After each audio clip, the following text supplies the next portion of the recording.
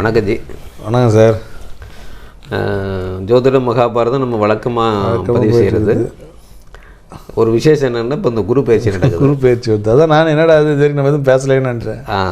இப்போ அந்த குரு பயிற்சி நம்ம பேசி பண்ணிட்டோன்னாக்கா ஏன்னா சிம்பிளாக பேசுவேன், ஏன்னா ரொம்ப வந்து வளவலா குலகலாம் டீப்பாக பார்த்ததில்ல.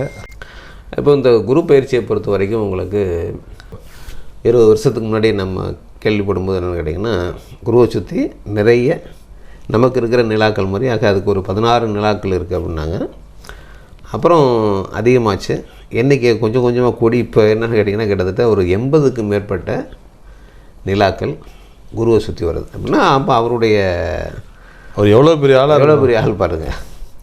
அப்போது சூரியனுக்கு அடுத்து இருக்கக்கூடிய மிகப்பெரிய கிரகம்னா அப்போ அதனுடைய எஃபெக்ட் வந்து உங்களுக்கு மிக அதிகமாகவே பிரதிபலிக்கும்.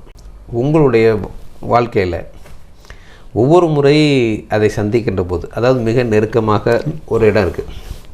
இப்போ மிக நெருக்கமான இடம் நம்ம சொல்கிறது என்னென்னு கேட்டிங்கன்னா, இப்போ இந்த பூமி இருக்கு இல்லைங்களா, பூமி வந்து சூரியனை சுற்றி வரக்கூடிய ஒரு கிரகம்.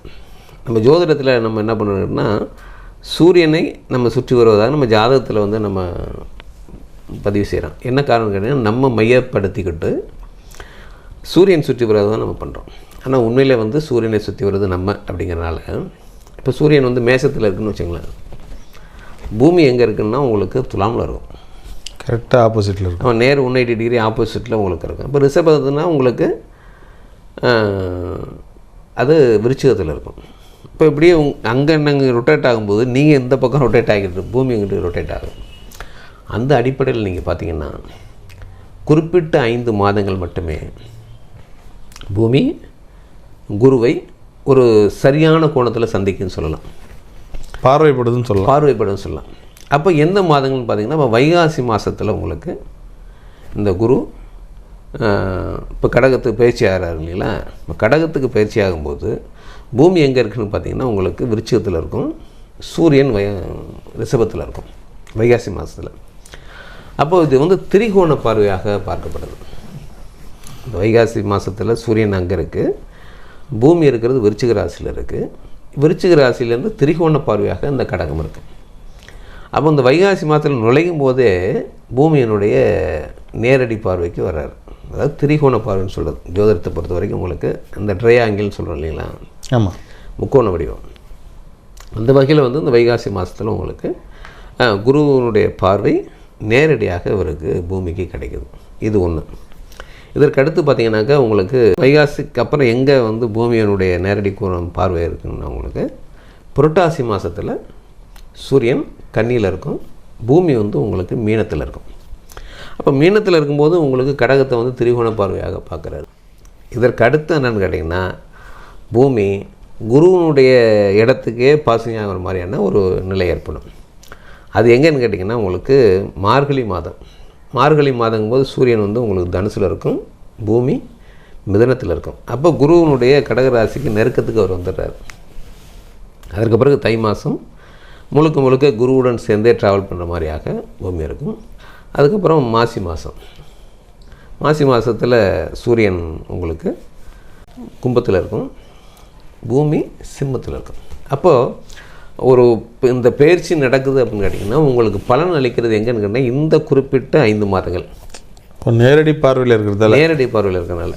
அப்போ எதாவது பாருங்கள், வைகாசி, புரட்டாசி, மார்கழி, தை, மாசி ஆகிய இந்த 5 மாதங்கள் தான் இந்த குரு உங்களுக்கு பயனளிக்கக்கூடிய விதமாக குரு பயிற்சியால் அவர் நன்மையோ தீமையோ எது வேணாலும். அப்போ இந்த 5 மாதங்களில் உங்களுக்கு என்ன நடக்கும் அப்படிங்கிறது தான் ஜோதிடத்தில் நம்ம சொல்லக்கூடியது. இதுவும் கூட உங்களுக்கு பொது தான், இந்த பலன் சொல்லக்கூடியது கூட உங்களுக்கு பொது தான். அப்போது குரு உங்களுக்கு நன்மையான கிரகமாக இருந்தால், உங்களுக்கு சுப கிரகமாக இருந்தால் அவர் சுபமான பலன்களை இந்த 5 மாதங்களும் உங்களுக்கு கொடுப்பார். அவரே உங்களுடைய லக்னத்துக்கு தீமையான கிரகமாக இருந்தால் இந்த குறிப்பிட்ட 5 மாதங்களில் உங்களுக்கு தீமைகளை செய்வார். அடிப்படையான ஃபார்முலா இது தான். அப்போ எந்தெந்த ராசிக்கு எந்தெந்த மாதிரியாக பலன்களை கொடுப்பார், நம்ம ராசிக்கு சொல்கிறதில்ல லக்னத்தை தான் சொல்கிறோம். அப்போது எந்தெந்த லக்னங்களுக்கு இது பாசிட்டிவாக இருக்குது, எந்தெந்த லக்னங்களுக்கு நெகட்டிவாக இருக்குது பார்க்கலாம். இப்போ அந்த பொதுவான பலன்கள்னு ஒன்று சொல்லுவாங்கள்ல சார், அந்த பொதுவான பலன்கள்ன்றது பொதுவான பலனே இதுதான், இவ்வளோ தான். அப்போ எல்லா நாளும் வந்து ஒவ்வொரு நாளும் உங்களுக்கு 365 நாளும் அவர் பண்ணிக்கிட்டே இருப்பார், அப்படி கிடையாது. அது என்ன ஒன்று, ஒவ்வொரு நாளும் என்னன்னா ஒரு குறிப்பிட்ட இதே கோணங்கள் இருக்கு இல்லைங்களா, இதே கோணங்கள்லாம் எவ்ரிடே 2 hours சந்திப்பீங்க. ஒவ்வொரு நாளும் 2 மணி நேரம் குரு பார்வை உங்களுக்கு கிடைக்கும். அப்போ அந்த 2 மணி நேரம் எதுங்கிறது உங்களுடைய லக்ன பாசிங்கை வச்சு இருக்குது. அவங்க ஜாதகத்தை பார்த்து ஒன்று தெளிவாக தெரிஞ்சுக்கலாம். ஆமாம், அது வந்து ஒவ்வொருத்தருடைய ஜாதகத்தில் டீப்பாக போனால் தான் தெரிஞ்சுக்க முடியும், இதில் தெரிஞ்சுக்க முடியாது. அதனால் நீங்கள் இன்னும் ரொம்ப துல்லியமாக தெரிஞ்சுக்கணும் அப்படின்னாக்கா உங்களுடைய ஜாதகத்தை எடுத்துகிட்டு உங்களுக்கு பக்கத்தில் இருக்கிற ஜோதிடர் அன்றைக்கி நீங்கள் உங்கள் ஜாதகத்தை இந்த வருடம் எனக்கு எப்படி இருக்குங்கிறது நீங்கள் தெரிஞ்சுக்கங்க. இது வந்து சொல்லக்கூடியது எல்லாமே பொதுவான யாருக்கு வந்து நன்மை அளிக்கும் யாருக்கு தீமை அளிக்கும் அப்படிங்கிற லக்னத்தின் அடிப்படையில் சொல்லக்கூடியதுனால அது கொஞ்சம் கவனம் எடுத்துங்க. மகர லக்னம் சனியினுடைய ஆட்சி வீடு. கொஞ்சம் பரபரப்பானவங்க, துருன்னு இருப்பாங்க, நாளையை பற்றியான பெருசாக கவலைப்பட மாட்டாங்க. எதில் கவனம் இருக்குது அதுலேயே முழு கவனத்தை செலுத்தக்கூடியவங்க. அந்த மாதிரி நிறைய விஷயங்கள் சொல்லலாம். ஏன்னா ஒரு கலைத்துறையில் ஒரு லெஜெண்டாக இருக்காங்க அப்படின்னு கேட்டிங்கன்னா இவங்க அந்த மகர லக்னமாக சம்மந்தப்படுவாங்க. ஏன்னா இது வந்து சபை கூச்சம் இல்லாத லக்னம்னு சொல்கிறது. பாடுனா பாடுவாங்க, ஆடுனா ஆடுவாங்க. அந்த மாதிரி வேலை செஞ்சுக்கிட்டே இருக்கிறது விரும்புகிறவங்க, பிரதிபலன் எதிர்பார்க்காமல் வேலை செய்கிறது, ஒரு தொழில் செய்கிறது, இந்த மாதிரி கலைத்துறையில் இருக்கிறது. இப்போ எவ்வளோ கஷ்டமாக இருந்தாலும் அதை பண்ணுவாங்க. 4 மணி நேரம் ஸ்டேஜில் நின்று ஒரு டான்ஸ் ஆடுறாங்க அப்படின்னா அதை அடிக்கிட்டே இருப்பாங்க. ஏன் செய்கிறோம், எதுக்கு செய்கிறோம், எத்தனை பேர் பார்க்குறாங்க பார்க்கல, இதை பற்றியெல்லாம் கவலைப்படாமல் என்ன செய்கிறாங்களோ அதை செஞ்சுக்கிட்டே இருக்கிறவங்க. அந்த மாதிரியான ஒரு லக்கணம் அது. அதனால தான் இந்த சனியுடைய வீடு பரபரப்பான நபராக அவங்க இருப்பாங்க அப்படின்னு சொல்கிறது. இப்போது லக்னாதிபதி 3ஆம் இடத்துல இருக்கார், 2ல் ராகு இருக்குது, 8ல் வந்து கேது இருக்குது. இது வரைக்கும் 6ல் இருந்த குரு இப்போ 7ஆம் இடத்துக்கு வந்து லக்னத்தை பார்க்குறார்.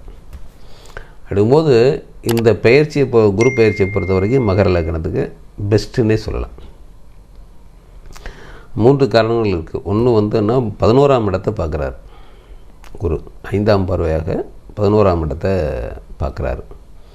அதற்கு பிறகு 3ஆம் இடத்தை தைரியஸ்தானத்தை பார்க்குறாரு, லக்னத்தையே பார்க்குறாரு, 7ஆம் இடத்தையே பார்க்குறாரு. அப்படிங்கும்போது இதுவரை திருமணம் தடைப்பட்டிருந்தவங்களுக்கெல்லாம் திருமணம் நிச்சயிக்கப்பட்டு திருமணம் நடைபெறக்கூடிய விதமாக இருக்கும். மதிப்பு மரியாதைகளை கூட்டக்கூடிய விதமாக அமையும். 2ல் ராகு இருக்கிறது வித்தியாசமான வாக்குடையவங்களாக இவங்க இருக்கிறதுனால வாக்கு ஏன்னா ராகுலாம் வந்து இவங்களுக்கு நல்லது தான் செய்யும், தவிர கெடுதல் பண்ணாது பெரும்பாலும். அந்த வகையில் இந்த குரு பயிற்சி பொறுத்த வரைக்கும் இவங்க எதிர்பார்த்தது, ஆசைப்பட்டது, விரும்பினது எல்லாமே இங்கே கிடச்சிடும். நடக்கிறோம். இப்போ ஏன்னா பெரும்பாலும் வந்து காதல் திருமணம் இவங்க காதல் பண்ணுவாங்கன்னு சொல்ல முடியாது. அதனால் விரும்பி கேட்பாங்க, வாழ்க்கை அமைஞ்சிடும், எப்படி விரும்பினாங்களோ அது மாதிரி கிடச்சிடும். அப்போ விரும்பினவங்களுடன் சேர்ந்து உங்களுக்கு திருமணம் நடக்கிறதுக்கான வாய்ப்புகள் இருக்கும். அது நல்லபடியாக இருக்குது அவங்களுக்கு. மகர லக்கணத்தை பொறுத்த வரைக்கும் இந்த குரு பயிற்சி சிறப்புன்னே சொல்லலாம். இப்போ உங்கள் தமிழ் மாதத்தில் எந்த மாதத்தில் பிறந்தவங்க மகர லக்கணத்தை ஃபாலோ பண்ணலாம்? மகர லக்னத்துக்கு இது நம்ம சொல்கிறோம். இப்போ ராசிக்கு சில பேர் கேட்பாங்க இல்லைங்களா, அந்த மாதிரி ராசிங்கிறது உங்களுக்கு ஆடி மாதத்தில் பிறந்தவங்க எல்லாருமே மகர ராசி தான். ஏன்னா பூமி அங்கே தான் இருக்கும். இந்த மகரத்தும் போது ஆடி மாதங்கிறது ரொம்ப ஃபேவரட்டான மாதம். ஆடி மாதத்தில் விசேஷங்கள் நிறைய உண்டு. என்னென்னு கேட்டிங்கன்னா முத்து வந்து உருவாகக்கூடிய காலமாக இந்த ஆடி மாதத்தை குறிப்பிடுவாங்க. ஏன்னா பூமி வந்து இந்த மகரத்தில் இருக்கிறதுனால வந்து முத்து உருவாகக்கூடிய முத்து ஏன்னா மழை நீரை வந்து வாங்கும், மழை தண்ணீரை தான் மேலே வந்து அது வாங்கி தான் அது உலர விட்டோம். அந்த மாதிரியாக இது மகரம் பொதுவாகவே சிறப்புடையது. அதுவும் ஆடி மாதங்கிறது இன்னும் சிறப்புடையதாக இருக்குது. குரு இங்கே வர்றது வந்து உச்சமடையதுங்கிறது ஒரு விரையாதிபதி, மறைமுகமான எதிரி, 2 கேட்டகரி இருந்தாலும் இதை விட என்ன பண்ணுறேன்னு கேட்டிங்கன்னா இப்போ லக்னாதிபதியும் பார்க்குறாரு. அவர் லக்னாதிபதி மீனத்தில் தானே இருக்கார் சனி. இப்போ லக்னாதிபதியை பார்க்குறாரு அப்படிங்கும்போது உங்களுக்கு பெருமைகள்லாம் வந்து சேரும். வெளிநாடு சென்றவங்களுக்கு இது யோகமாக அமையும். வெளிநாட்டிலேயே திருமணம் நடக்கிறதுக்கான வாய்ப்புகளும் உண்டு. மகர லக்கணத்தை பொறுத்த வரைக்கும் சிறப்புன்னு சொல்லலாம். வேறு என்ன கேட்கணும் கேளுங்க. அவங்களுடைய கல்வி எப்படி சார் இருக்கும்? பொதுவாகவே இவங்க கல்வியில் சிறப்புடையவங்க. வித்தைகள் மேலே ரொம்ப கவனம் இருக்கும். எளிதாக கற்றுக்கொள்ளக்கூடியவங்க. குழந்தைங்க படிக்கிறவங்களுக்கு ஒன்றும் பிரச்சனை இல்லை, நல்லாயிருக்கு, படிப்பு நல்லாயிருக்கும். தொழில், வேலை வாய்ப்பு, புதிய தொழில் அவங்களுக்கு ஏதாவது? இப்போ படித்து முடிச்சுட்டு வேலை செய்கிறவங்களுக்கு இது வந்து வெளிநாட்டில் போய் வேலை பார்க்கக்கூடிய அளவுக்கு வாய்ப்புகள் கிடைக்கும். ஏன்னா குரு பயிற்சி ஆகிறார் இல்லைங்களா, ஜலராசிக்கு தான் பயிற்சி ஆகிறாரு. லக்னாதி இருக்கிறதும் ஜலராசி. அப்படிங்கும்போது கடல் கடந்து செல்லக்கூடிய யோகத்தை உங்களுக்கு ஏற்படுத்தும். வாழ்க்கை துணை இவங்களுக்கு வெளிநாட்டில் வசிக்கக்கூடியவங்களாக, வெளி மாநிலத்தை வசிக்கக்கூடியவங்களாக அமையறதுக்கான வாய்ப்பு. அது அந்த மாதிரி நடந்தால் நீங்கள் திருமணம் செய்து கொள்ளுங்கள். தொலைதூரம்னு பார்க்காதீங்க. அடுத்த வருஷம் சுச்சுவேஷன் மாறும். ஆக ஒரு நல்ல மதிப்பு மிக்கதாக தான் இவங்களுடைய திருமண வாழ்க்கை அமைய நல்லா இருக்குது, சிறப்பாகவே இருக்குது. திருமணம், குழந்தை பாக்கியமும் பிரச்சனை இல்லை, அது ஒன்றும் ப்ராப்ளம் இல்லை.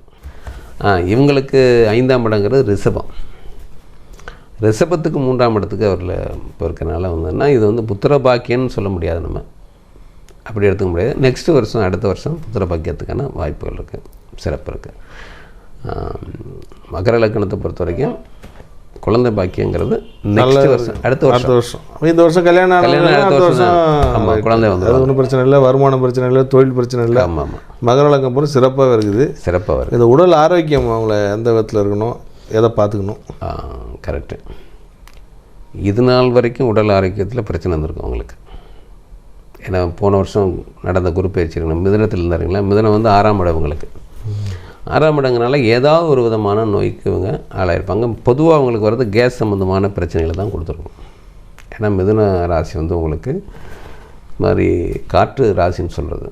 அப்போ காற்று சம்மந்தமான பிரச்சனைகளை உங்களுக்கு மூச்சு சம்மந்தமாகவோ நுரையீரல் சம்மந்தமாகவோ யங்ஸ்டர்ஸுக்கு பெருசாக இருக்காது. நம்ம சொல்கிறதெல்லாம் கொஞ்சம் ஏஜ்டானவங்களுக்கு, அவங்களுக்கு அந்த நோய் பாதிப்பு கொடுக்கறதுக்கான வாய்ப்பு வரும். அப்போ அதற்கான சம்மந்தமான உணவுப் பொருள்களை எப்படி எடுக்கணும் ஒரு கண்ட்ரோல் பண்ணிட்டீங்கன்னா நோயிலேருந்து விடுபடலாம் அவங்க. நல்லா இருக்கும். மகரத்தை பொறுத்த வரைக்கும் நல்லாவே இருக்குது, ரொம்ப நல்லாவே இருக்குது. நல்லாவே இருக்குன்னு சொல்லலாம்.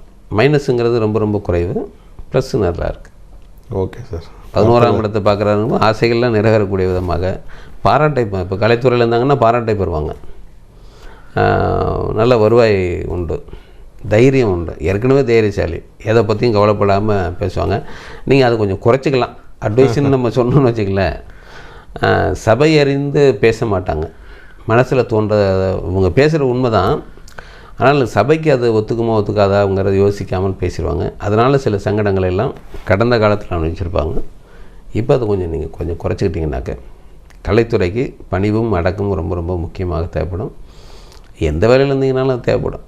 உண்மையும் சில நேரத்தில் வந்து சொல்லாமல் இருக்கிறது நல்லதுன்னு இருக்கு இல்லைங்களா, அந்த மாதிரி சுச்சுவேஷனை சொல்லாமல் இருக்கிறது பெட்ரு. மகரத்தை பொறுத்த வரைக்கும் இந்த குரு பயிற்சி பிரமாதமாக இருக்குது.